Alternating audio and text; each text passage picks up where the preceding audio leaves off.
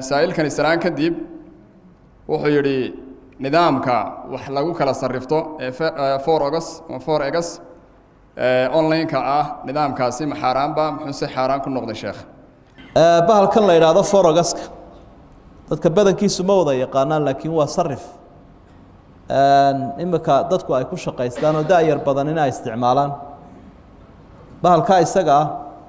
waxyaabo badan oo ku xaaraantinimooyo ayaa jira oo ay ka mid tahay ribada iyo qabniga iyo qararka qofkii la dagayo iyo xoolihii muslimka oo meelo kale oo shisheeye ku shubaya marka ribada labadeedii noocba way jiraan riba al-yad wa riba al-qard kuwa wax ku amaahinaya banka wax ku amaahinaya ila amaaba ku jirtee dulsaar baa jira ama dilaalka ku saaraya dulsaar mar hadii ay waxaaga yeesheen cidii wax ku amaahinaysa wax saareen sax maaha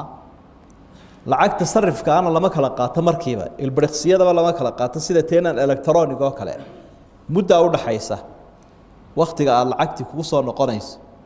marka culimada casrigu markii ay isla miisaameen iyo buxuufta iyo daraasadaha laga qoray inuu xaraan yahay baa loo badan yahay marka waad iska dayno meelo kale aad ka ceesh